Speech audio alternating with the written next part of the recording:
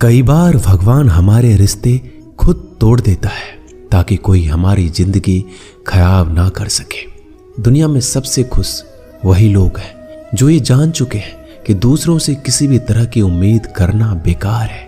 जिंदगी में थोड़ा दुख भी जरूरी है।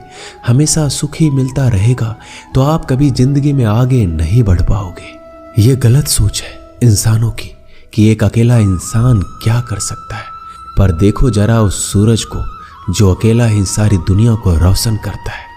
भाग्यशाली वो नहीं होते जिन्हें सब कुछ अच्छा मिलता है, बल्कि भाग्यशाली वो होते हैं जिन्हें कुछ भी मिलता है उसे वो अच्छा बना लेते हैं। गीता में लिखा है, जब इंसान की जरूरत बदल जाती है तब उसके बात करने का तरीका भी बदल जाता है। फायदा सबसे गिरी हुई चीज है, लोग उठाते ही रहते हैं। हारता वो है जो शिकायत बार बार करता है और जीतता वो है जो कोशिश 1000 बार करता है। जिस इंसान को हम बेहद प्यार करते हैं वही इंसान हमारा सबसे ज्यादा फायदा उठाता है, क्योंकि वो इंसान जानता है कि हमारी कमजोरी क्या है। इतने समझदार बनो कि किसी को माफ कर दो, लेकिन इतने बेवकूफ मत बनो कि धोखा देने वाले पर दोबारा विश्वास कर बैठो। उम्मीद मत छोड़ना, कल का दिन आज से बेहतर होगा। जिंदगी में उस लेवल तक पहुंच जाओ कि लोग आपको खोकर पछताए। जीवन में कभी भी किसी से अपनी तुलना मत कीजिए। आप जैसे हो सर्वश्रेष्ठ हो, क्योंकि ईश्वर की हर एक रचना सर्वोत्तम होती है। खुद को किसी से कम समझना ईश्वर की रचना का अपमान है। इंसान का मन ही उसका सबसे बड़ा दुश्मन और उसका सबसे बड़ा दोस्त होता है। यदि मन आपसे जीतता है तो आपका दुश्मन बन जाता है, और यदि आप मन से जीतते हो तो आपका सच्चा दोस्त बन जाता है। यदि कोई आपको नजरअंदाज करे तो बुरा मत मानना, क्योंकि लोग अक्सर अपनी हैसियत के हिसाब से चीजों को नजरअंदाज करते हैं। उन लोगों के पीछे कभी मत भागना जिन लोगों को आपकी कोई परवाह नहीं। श्री कृष्ण कहते हैं, गलती हर इंसान से होती है, लेकिन गलतियां सुधारता वही इंसान है जो दिल का साफ होता है और रिश्तों को खोना नहीं चाहता। जिंदगी का सबसे बड़ा थप्पड़ किसी से की गई उम्मीद मारती है। कभी कभी इंसान ना टूटता है ना बिखरता है, बस हार जाता है, कभी खुद से तो कभी किस्मत से तो कभी अपनों से। हर जिंदगी में खुद को समय जरूर दें, क्योंकि पहली जरूरत आप खुद हैं। याद रखना कि जरूरत से ज्यादा अच्छे बनोगे तो जरूरत से ज्यादा इस्तेमाल किए जाओगे। रिश्ते चाहे कितने भी बुरे हो उन्हें कभी मत तोड़ना, क्योंकि गंदा पानी प्यास बुझाने के काम नहीं आता, पर आग बुझाने के काम जरूर आता है। जमाना जब भी मुश्किलों में डाल देता है तो परमात्मा हजारों रास्ते निकाल ही देता है। विश्वास करने वाले से ज्यादा बेवकूफ विश्वास को तोड़ने वाला होता है, क्योंकि वह सिर्फ एक छोटे से स्वार्थ के लिए एक अच्छे इंसान को खो देता है। भलाई करते रहो पानी की तरह, बुराई खुद ही किनारे लग जाएगी कचरे की तरह। जब कोई समझे नहीं तो उसे समझाने की जरूरत ही क्या है। जब कोई माने नहीं तो उसे बताने की जरूरत ही क्या है। सच्चे दिल से किसी जरूरतमंद की मदद करके तो देखो। अगर दिल को सुकून ना मिले तो कहना, जिसे जाना है उसे जाने दो। अगर वो आज रुक भी गया तो कल चला जाएगा। इंसान को इंसान से दूर कर देने वाली सबसे पहली चीज जुबान है और दूसरी चीज पैसा है। जिन्हें सपना देखना अच्छा लगता है उनकी रात छोटी पड़ जाती है, और जिन्हें सपने पूरा करना अच्छा लगता है उनके दिन छोटे पड़ जाते हैं। किसी की आदत देखनी है तो उसे इज्जत, और किसी की अगर फितरत देखनी है तो उसे आजादी दो। हर इंसान में कोई ना कोई प्रतिभा जरूर होती है, पर लोग अक्सर इसे दूसरे जैसा बनने में नष्ट कर देते हैं। महंगे इतने भी मत बनो कि लोग तुम्हें बुला ना सके, और सस्ते इतने भी मत बनो कि लोग तुम्हें नचाते ही रहे। खामोशियां कभी बेजुबान नहीं होती। कुछ दर्द ऐसे होते हैं जो आवाज तक छीन लेते हैं। आजकल के लोग आपकी एक गलती के पीछे आपकी सारी अच्छाइयां भूल जाते हैं। जितने लोगों को समझाते जाओगे उतना ही अकेलापन और भी अच्छा लगता जाएगा। खत्म हो जाएंगे वो भी रिश्ते जिनसे मिलकर लगता है कि ये उम्र भर साथ देंगे।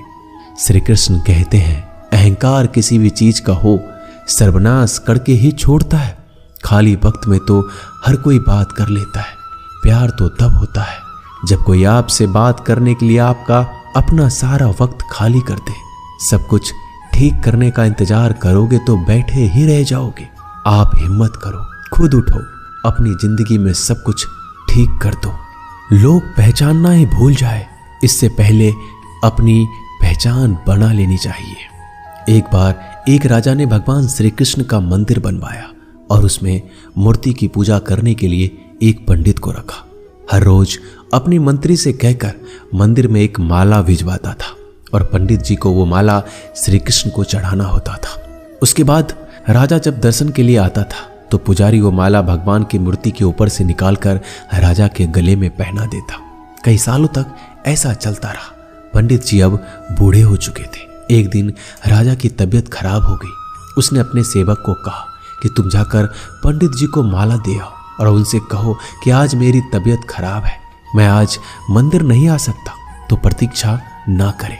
फिर राजा का सेवक वो माला लेकर पुजारी के पास गया और पूरी बात बता दी। पुजारी जी ने वो माला मूर्ति को चढ़ाई और सोचने लगे, इतने सालों से ये परंपरा चली आ रही है, लेकिन मैंने कभी भगवान का माला उतार कर खुद नहीं पहनी।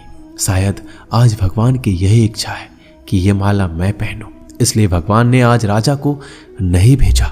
इसलिए आज अच्छा मौका है, ये माला मैं निकाल कर खुद पहन लेता हूँ। फिर उस पंडित ने भगवान की मूर्ति से माला निकाल कर खुद पहन ली। इसी बीच राजा का सेवक दौड़ के पंडित के पास आया और पंडित जी को कहने लगा कि राजा जी को ठीक नहीं लग रहा है, उनकी तबीयत और बिगड़ गई है, इसलिए अब वो प्रभु के दर्शन करना चाहते हैं। वो आ रहे हैं, उनकी सवारी जल्दी अभी मंदिर में आएगी। उन्हें लगा कि ये परंपरा कहीं टूट ना जाए, इसलिए वो आज भी मंदिर में आ रहे हैं। जब पंडित जी को इस बात का पता चला तो उन्होंने फटाफट माला अपने गले से उतारी और जाकर फिर से भगवान की मूर्ति को चढ़ा दी।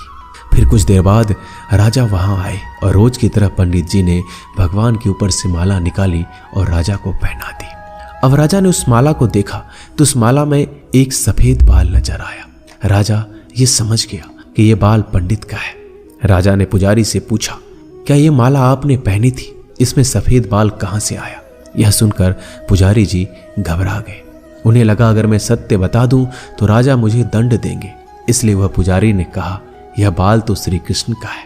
राजा को सुनकर बहुत ही गुस्सा आया। उसने कहा, तुम झूठ बोल रहे हो, भगवान के बाल सफेद कब से होने लगे? राजा ने कहा, मैं फिर कल आऊंगा और श्रृंगार के समय देखूंगा कि उनके बाल सफेद हैं या काले। अगर बाल काले निकले और सफेद नहीं निकले तो आपको कल ही मृत्यु दंड दिया जाएगा, क्योंकि आपने मुझसे झूठ बोला है। राजा ये कहकर वहां से चला गया।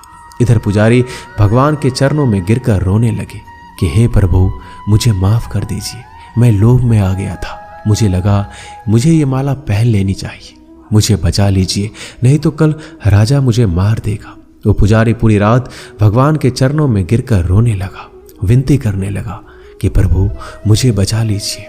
अगली सुबह राजा मंदिर पहुंचा। राजा ने भगवान की मूर्ति के ऊपर से मुकुट निकाला और उनके बाल देखे। राजा चौंक गया क्योंकि भगवान की मूर्ति के ऊपर सफेद बाल थे। राजा ने सोचा ये पुजारी की कोई चाल है, इसने मौत की सजा से बचने के लिए भगवान के बाल सफेद कर दिए हैं। राजा यह बाल असली या नकली इसकी जांच करने के लिए बाल तोड़ने लगा। जैसे ही राजा ने कुछ बाल तोड़े तो मूर्ति में से खून की धारा बहने लगी।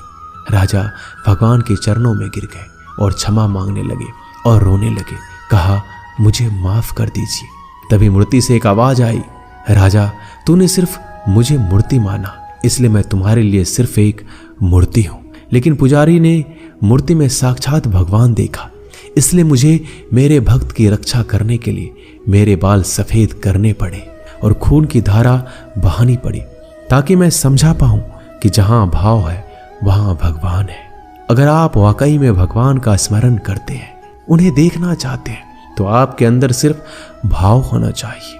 ये एक छोटी सी कहानी हमें शिक्षा देती है कि भगवान के आशीर्वाद के सिवाय कुछ भी संभव नहीं। अगर आप सच्चे दिल से भगवान को पुकारते हैं तो भगवान आपकी मदद के लिए जरूर आते हैं। दोस्तों, ये वीडियो यहीं समाप्त होती है। मिलते हैं अगले वीडियो में। तब तक के लिए अपना ख्याल रखिएगा। जय श्री कृष्णा।